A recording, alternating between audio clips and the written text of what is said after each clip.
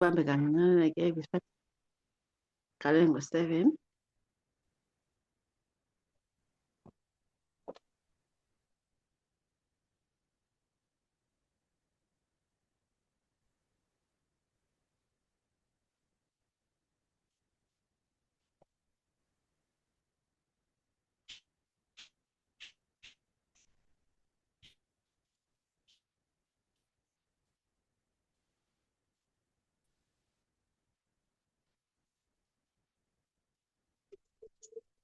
And be with those who are unable to join. As always, in Christ's name, amen. Okay, so this was a last minute thing. Yes, Tilo. Please come again. I'm saying this was a last minute thing. I found out that I was supposed to present like 3 hours ago.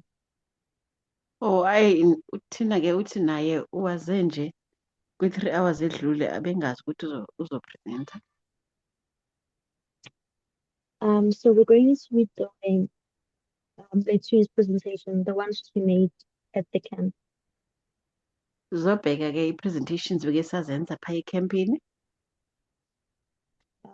Specifically Lethu's presentation. Umbeke le emayelana ne-dispensation. No, specifically Lethu's presentation. Oh, sorry. Kakhulu ke le eyenziwe ngule-twin. Okay, so which is the scene and the rise and fall of the king of the south. Apha esibheka khona ke ukuspina nokuwa nokuvuka kokumkani waseSouth. Okay.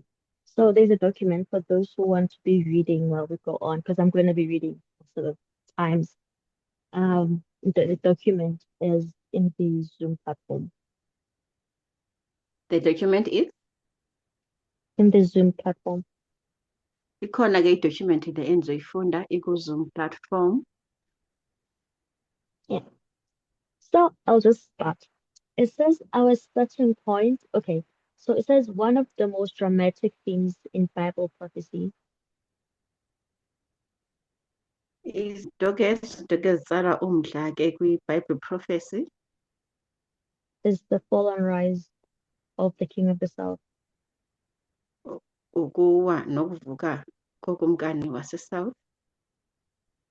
Our starting point is the book of Daniel, chapter 11.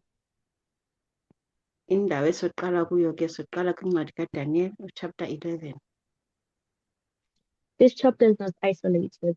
It is a repeat and enlarge Le chapter ke akuyona chapter ezimele yodwa kodwa i-chapter ephindayo bese iyandisa ulwazi belikhona of the earlier versions of Daniel 2, 7, and 8. lapho eyandisa khona ke bekuthethwa kwiDaniel 2, 8 and 11. 2, 7, and 8. 2, 7 and 8. Daniel 2 talks about the statue. Talks about The statue. uDaniel wesibini ukhuluma ngestatue. And then Daniel 7 talks about the beasts. Bese uDaniel 7 yena akhuluma ngebeast. Amahamu. And then Daniel 8 talks about the ram, right? I think so.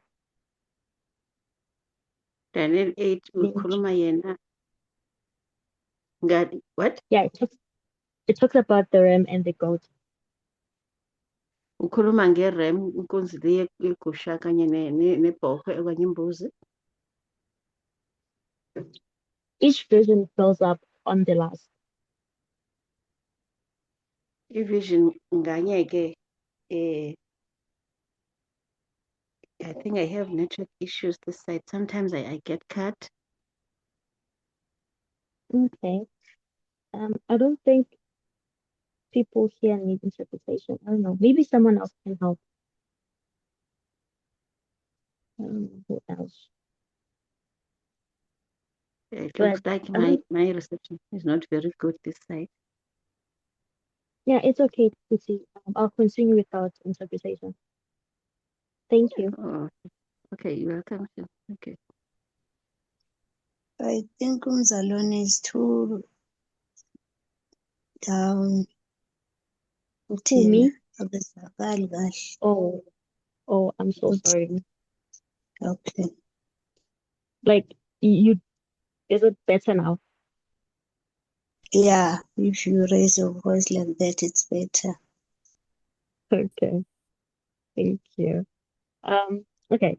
So as I said, we'll be talking about the rise and fall of the King of the South, which was a presentation that Letwin made at the camp we had. So it talks about the introduction talks about Daniel, the book of Daniel, chapter 11.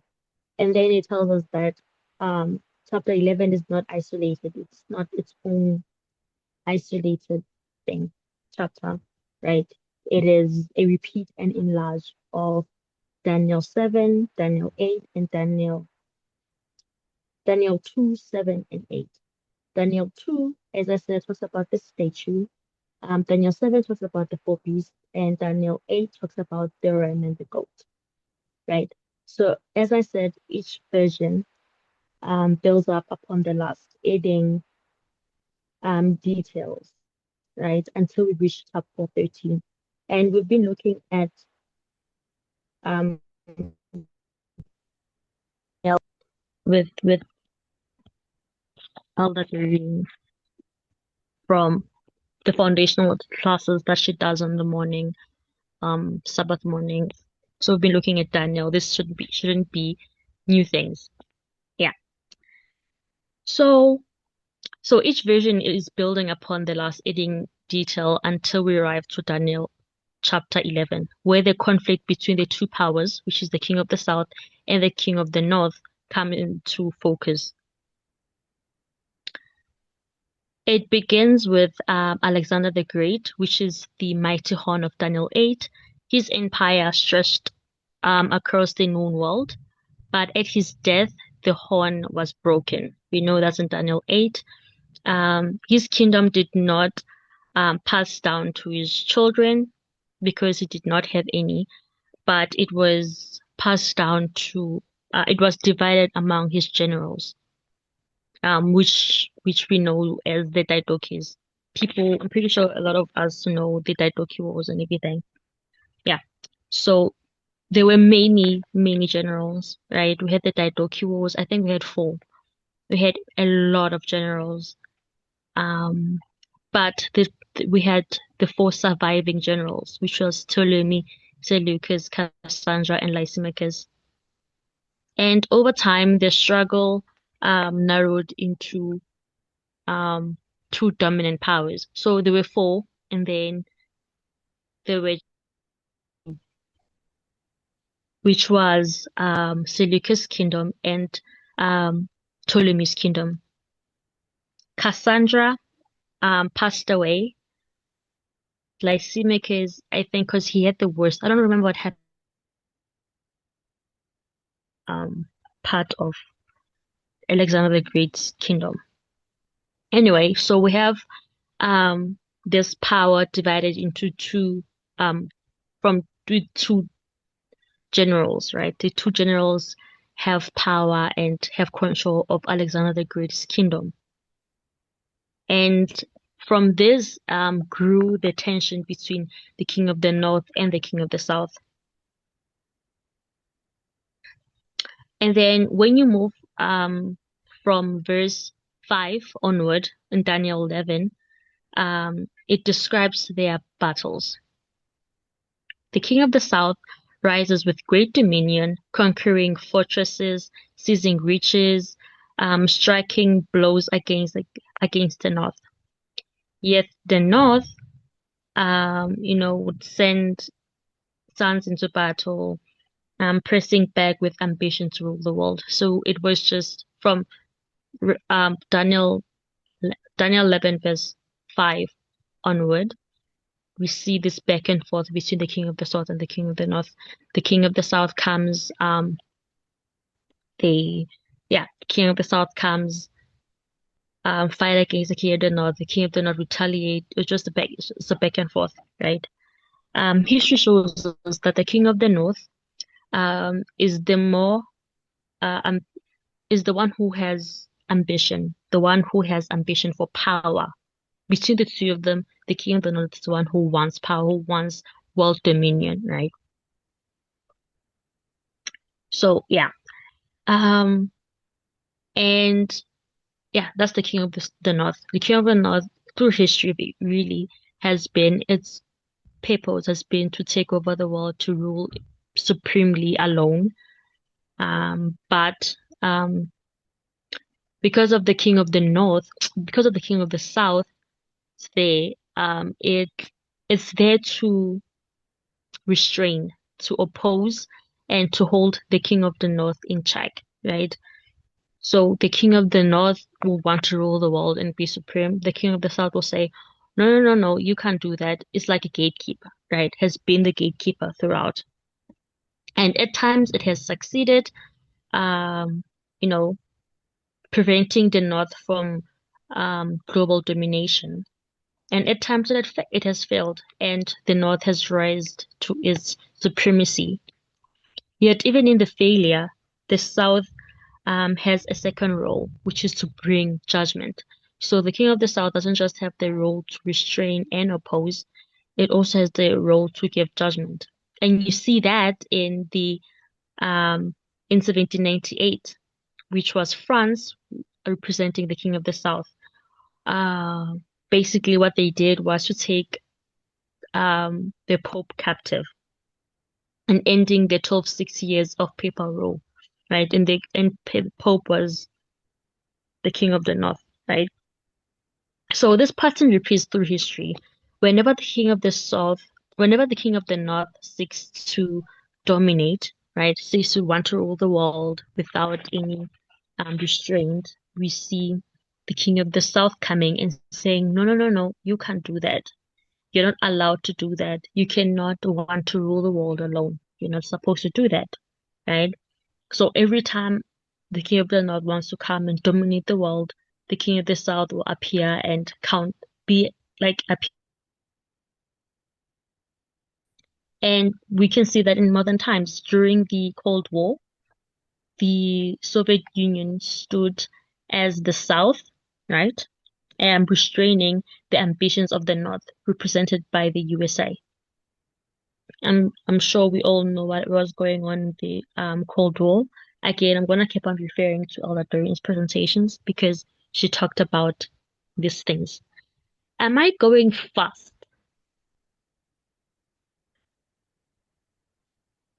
And has my voice, you know, increased because it was low?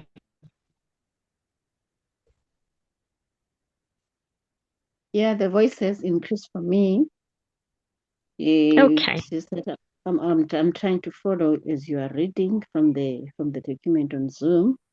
But for those who maybe if you can try a slower pace, I think so that we can follow as you read.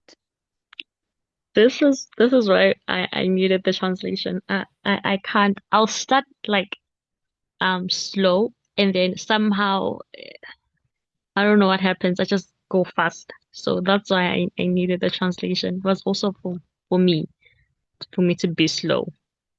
But I'll try going slow.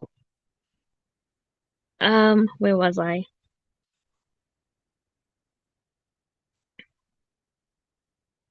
Oh yeah. So I was talking about, the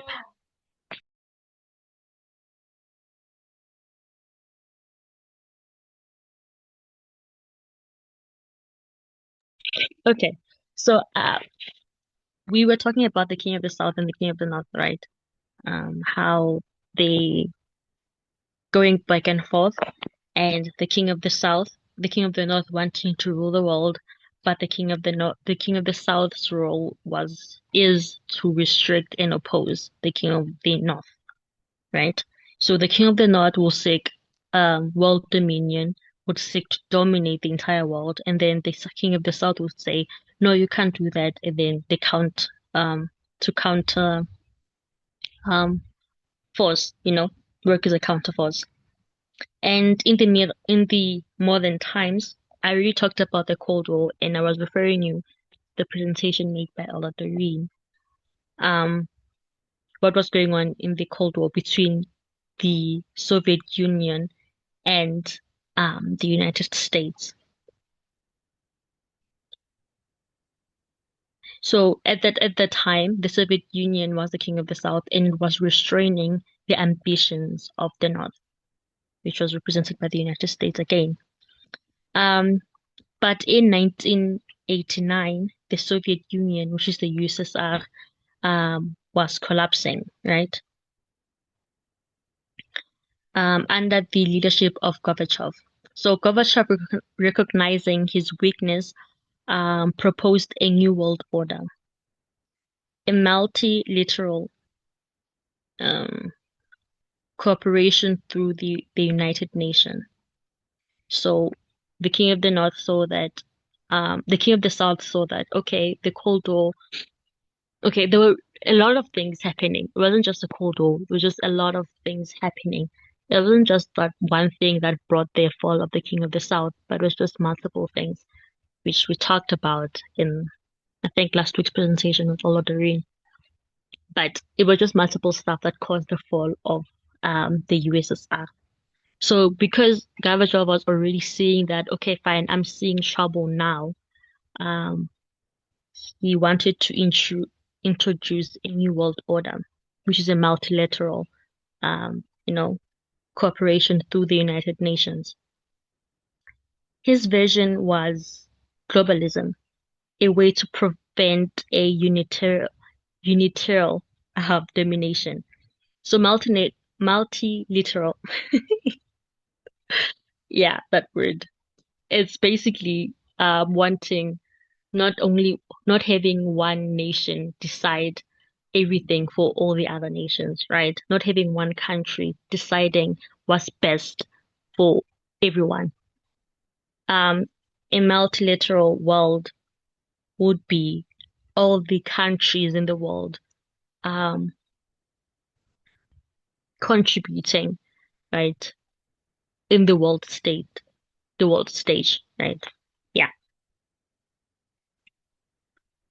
So Gorbachev wanted to prevent a unilateral dominion, which was I'm the best, I'm the main country, I'm the one, and then all the other countries just have to follow whatever I say, like dictatorship. So you can say that um Gorbachev was wanted to fight against or prevent dictatorship on a world scale.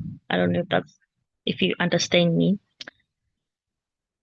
Yet prophetically, this was not the South fulfilling its role. So even though Gorbachev did that, it was not fulfilling his role, right?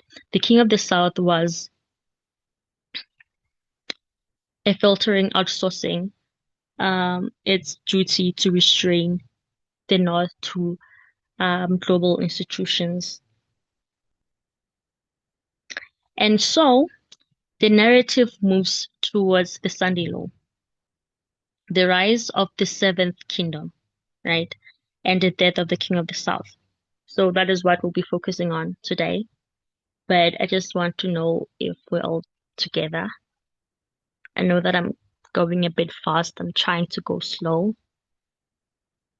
Hope I slowed down. Yeah, so we basically looked at the back and forth of the King of the South and the King of the North, all through history. And then looked at the modern history between the fight between the King of the North and the King of the South during the Cold War, right? The King of the North represented by the USSR and the King of the South represented by the United States. As I said, there was a lot going on in the USSR by 1989. It wasn't as strong as it was supposed to. because like there was a lot going on. So recognizing that this trouble coming, Gorbachev was like, you know what? Let's just introduce a new world order, a multilateral um, order, globalism, and to just restrain the King of the South. But it wasn't fulfilling its role prophetically.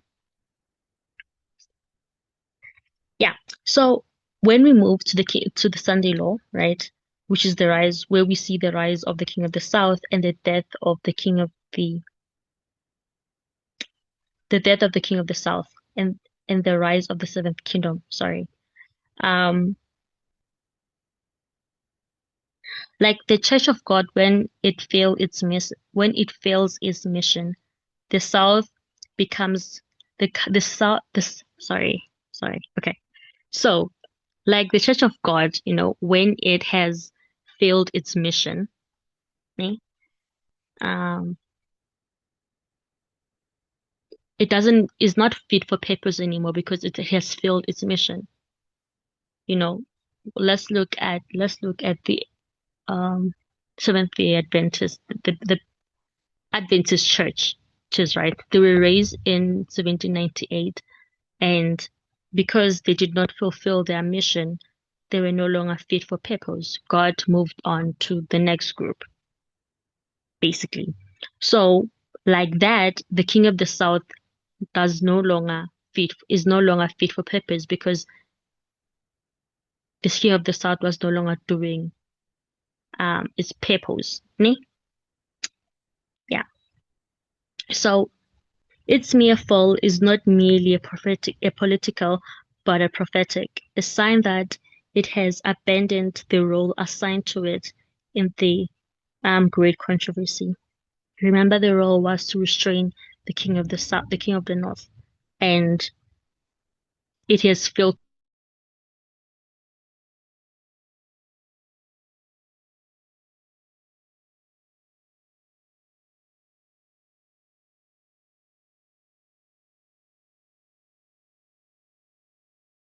King of the South in modern times. It says that the story continues from part one, where the King of the South was seen restraining and judging the King of the North. And then in 1798, France humbled the papacy, showing the South's ability to bring judgment. But as history moved forward, the rivalry shifted into new forms. It's basically repeating what we have said. Anyway, from 1945 to 1989, the world was divided between two superpowers, the United States, which is the king of the South, and the Soviet Union, which was the king of the North. And this was a bilateral world, with each side holding the other in check. Yet by the late 1980s, the Soviet Union was collapsing. Gorbachev, recognizing his weakness, proposed a multilateral world order, a system where many nations, through institutions like the United Nations,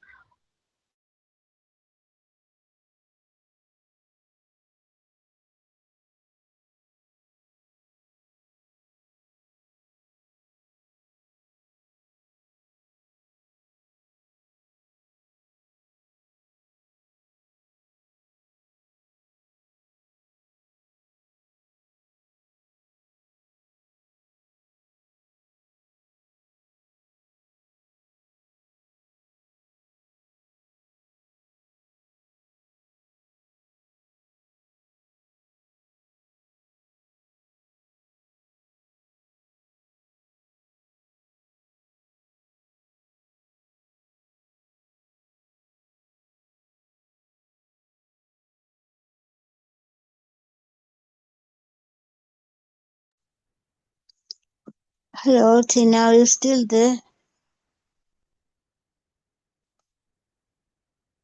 Hello.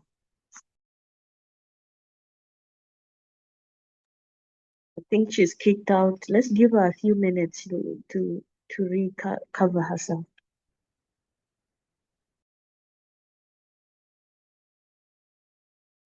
Thank you, Elder. Thank you.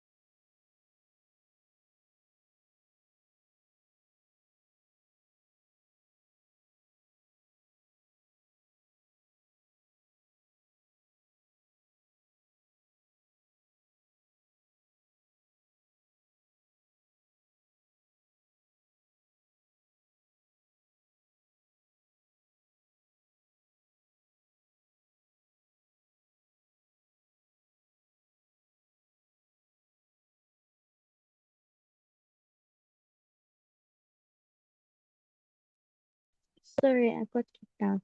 I hope you can hear me. Um, so anyway,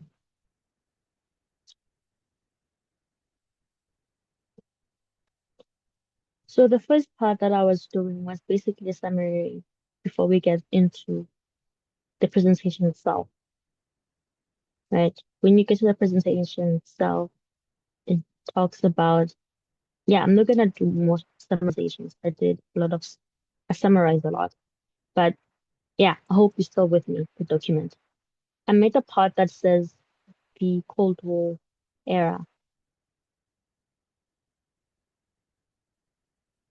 Okay, so as I said, Gorbachev was recognizing his weakness, right? And then he proposed a multilateral world order, which is a system where many nations, through institutions like the United Nations, would restrain a unit, unilateral dominion, domination. Sorry, but across the ocean, America had a different version. In 1990, President George Bush declared a new world order, not of shared power, but of a unilateral American leadership. And this marked a turning point. The king of the South was fading, while the king of the North was rising in power, right? And showing its power and supremacy.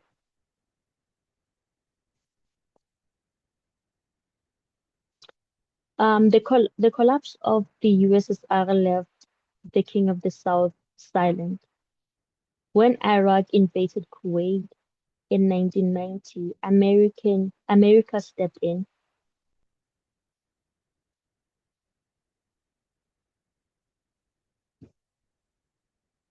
America stepped in as the global policeman. Bush words were clear. This is no substitute. There, there is no substitute for American leadership. The King of the South was no longer restrained. The King of the North was no longer restrained. The King of the South, hey, spider. The King of the North was no longer restrained. The King of the South had failed at his mission. In the early 2000s, Putin rose to power in Russia.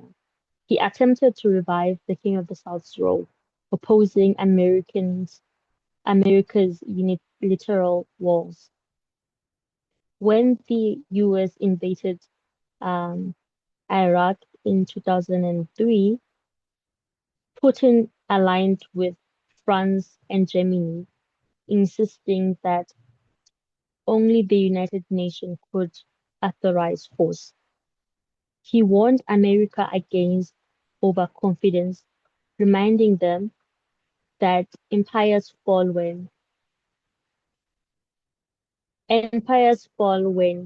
um what? Where am I? He warned America against overconfidence, reminding them that empires fall when they misuse power.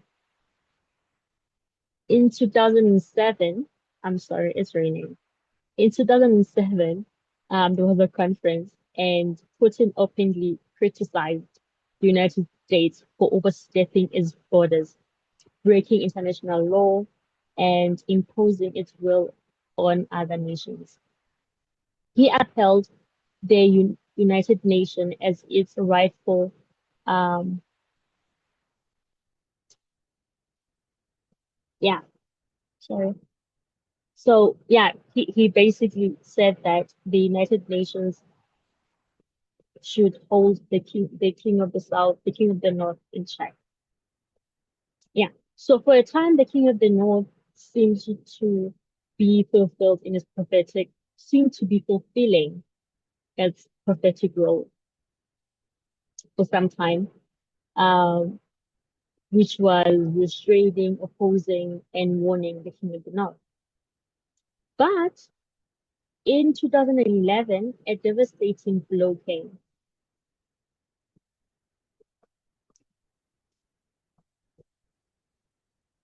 NATO, which is led by the United States and its allies, invaded Libya, and Gaddafi was killed. Russia's president at the time, Medvedev, abstained from um,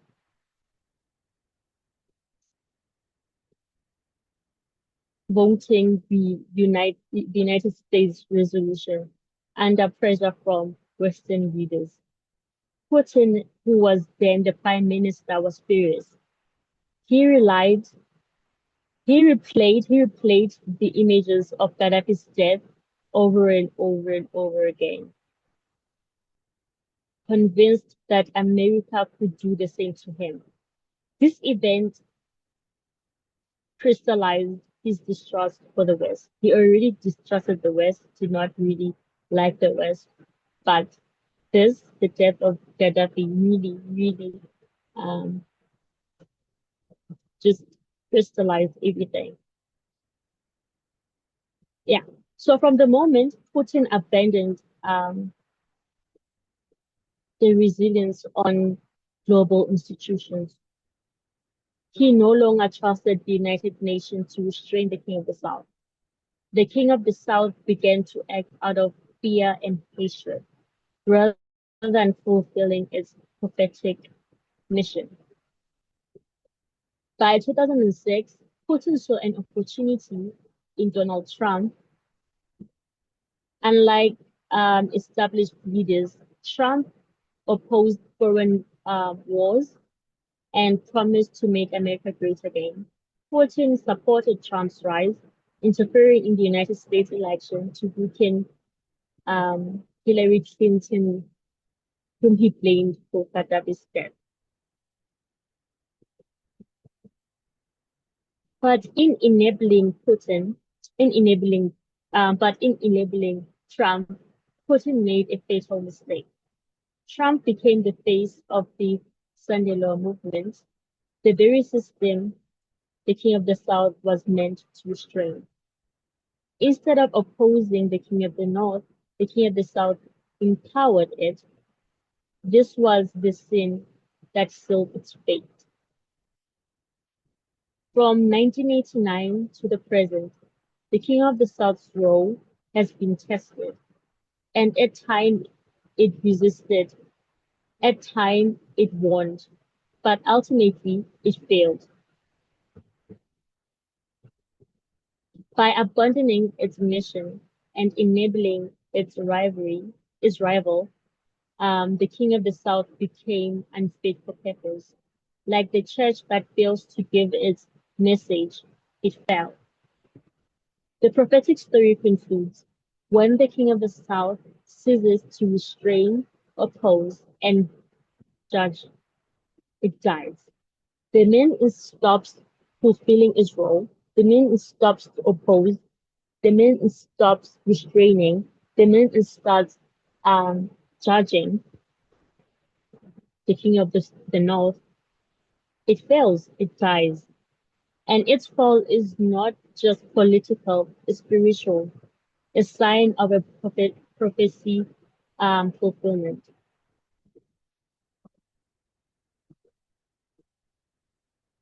So this study, right, begins by clarifying the role. This study,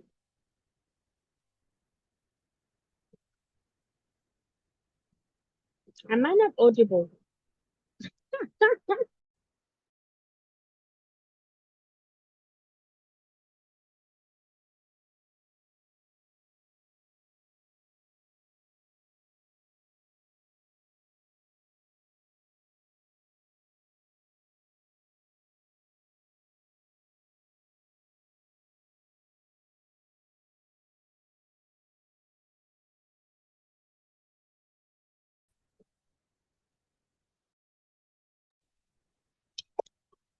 So I wasn't audible all this time. I thought I was. I kept on reading.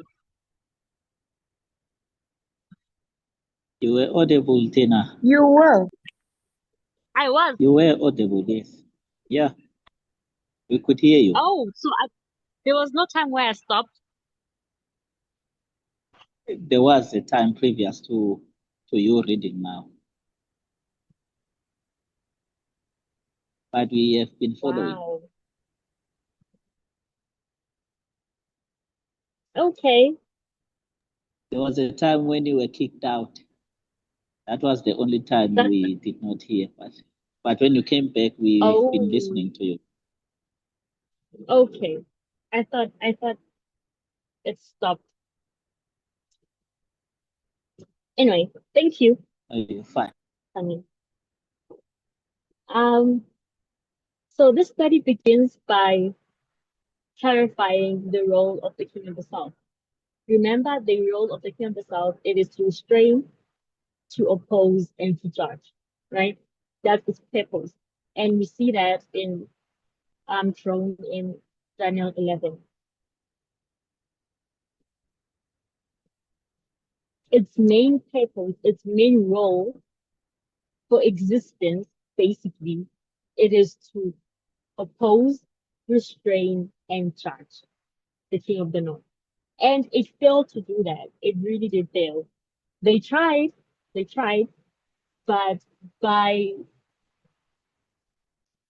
committing, I don't know, I wanted to use the word committing adultery, but I don't know if it fits here, but by supporting Trump in 2016 and interfering with the elections, it failed at its prophetic duty, right? But that did not seal its fate.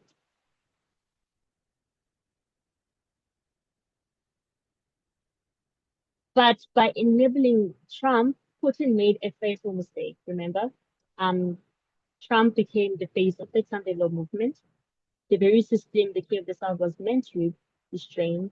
And instead of opposing the King of the South, instead of opposing the King of the North, the King of the South was empowering it, and this was a sin that sealed its fate.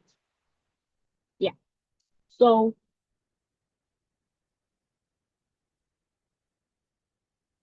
what am I? Okay, just as in ancient Israel, right, where it ceased to be God's church, it ceased to be God's church when it failed its mission. The king of the south is considered dead, but not when it disappears as a nation, but when it stops fulfilling its prophetic role. After Alexander's empire fractured, the king of the north and the king of the south emerged as rival powers. The king of the north proved more ambitious, seeking world domination, while the king of the south acted as a check.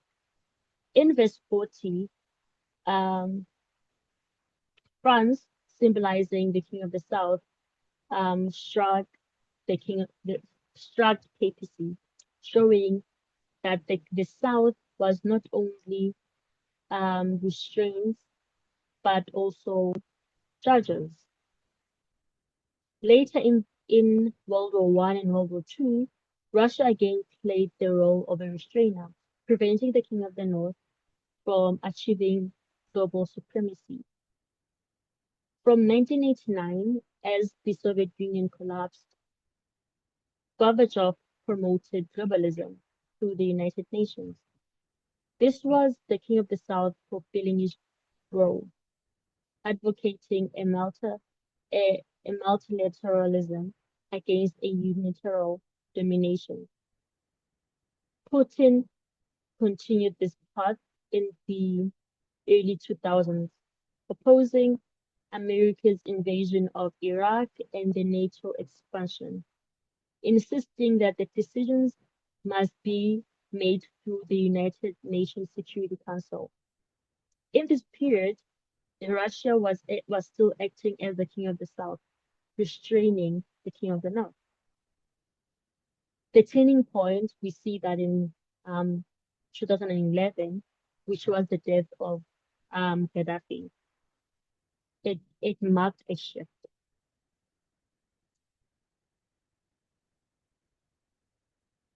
So all this time before 2011, from the 2000s, the king of the south under Putin was doing its job, was telling the king of the south, the king of the north, that you can't do that. You can't go on invading other countries and thinking there won't be consequences.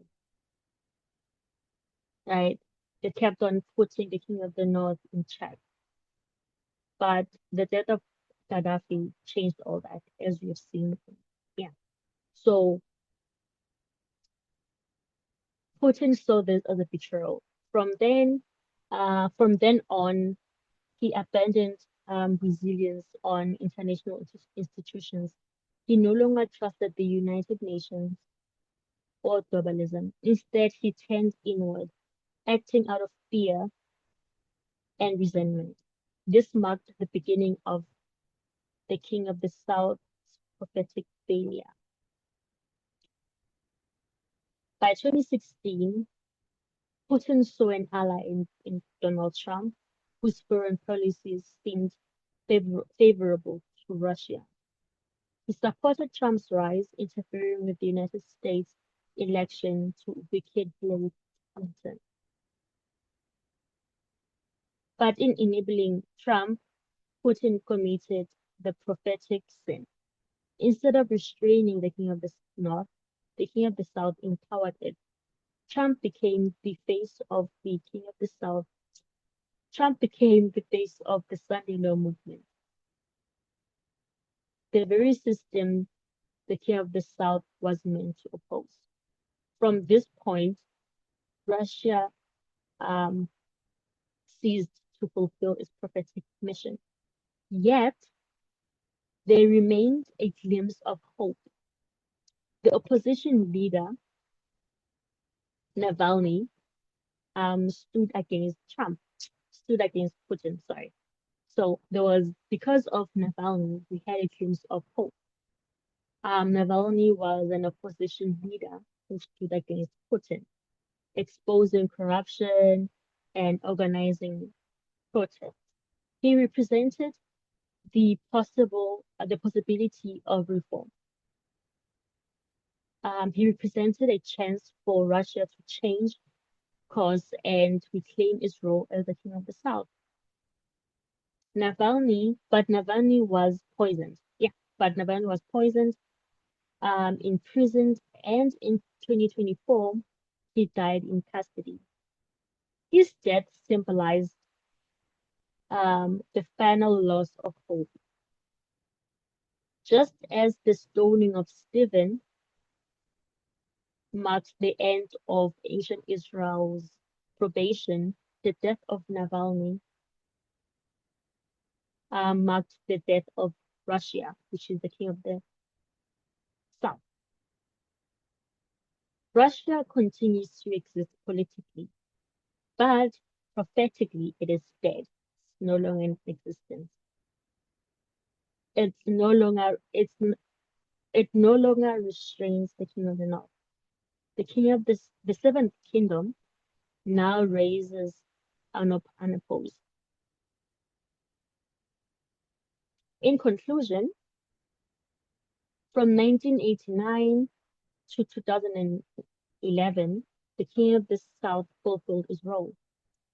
From 2014 onward, it failed. So we have a time frame, 1989 to 2011. The king of the South did his role, which was to restrain, oppose, and judge the king of the North. From 1989 to 2011, it fulfilled that role. But from 2014, we see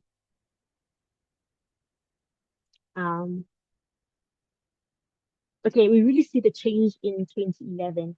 We see the shift, right? And yeah, so from 2014 to onward, it just failed, right? And by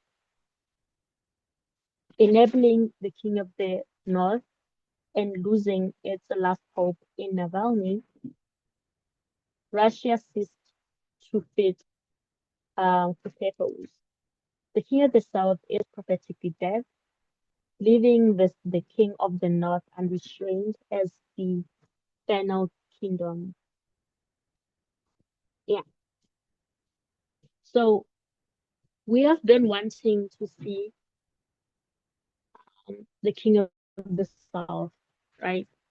From the time we were told, from the time presentations were made regarding the Sunni law, we have wanting to see the fall of the king of the South. We have been saying that the king of the South is fall at the Sunni law. We've been saying that, and multiple people were like, 2024 cannot be the Sunday law because the king of the South is still there, is still alive, still well. We can see it, right? And yeah, people were asking questions about that. And I can say that this is an answer, basically. Even though the king of the South is there politically, prophetically, it is dead because we know at the Sunday law, which was July 18, 2024, we can mark the death, the final death of the king of the South. Yes. And I am done because the rest is in translation. I'm so sorry for the network. Yeah, that's it. Anyone who wants to say something, you can go on. If there's nothing, we'll just close with a bit of prayer and call it a day. Thank you, Tina. I hope I really appreciate it, when it's when it's read live like this, it's becoming clearer and clearer, you know, because we're doing it as a group. Sometimes when you're reading alone, you can even those things that you should be understanding can be not be very easy because you're reading a lot. But when you're reading it like this, it's becoming clearer and clearer. Thank you so much. Thank you, Forty. That's true, Footy. Thank you so much, Tina. Thank you. Yeah, if there's nothing else, we'll just close. But I just want to add something. It's amazing how just everything just fell into, because we were on a point where we were saying, where is the king of the north, the king of the south? Where is his death? Because the king of the south's death, we should have seen it in, the Sunday law. Where is it? And we see that because Navalny was representing, hope for the king of the south, because of his death, that hope was lost. We can just see like everything is falling into place. Nothing is out of place. Like everything is going according to the reform lines. Nothing is out of place. This is very amazing to see. And the fact that the death of Navalny happened in 2024, for me, is amazing because you're seeing that everything is just like slowly and slowly falling into place. Yeah. So now we have the rise. Okay, the king of the seventh kingdom has already risen, but yeah, we see the rise of the king of the we see the rise of the seventh kingdom, and under the leadership of Trump.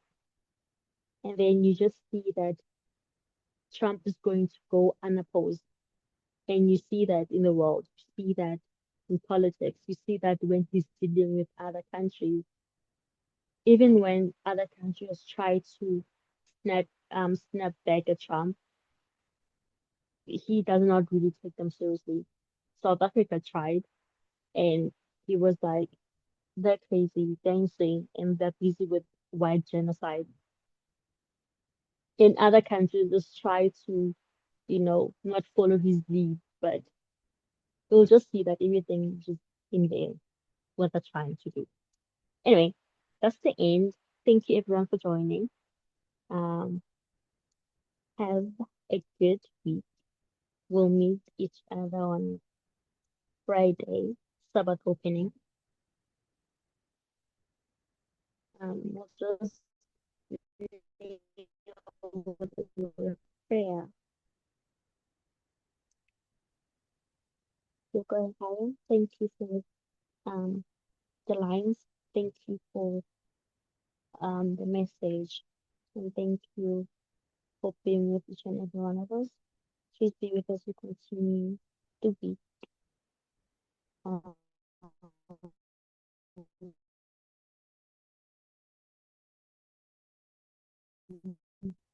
help us to know you better, and I pray all this in Christ's name.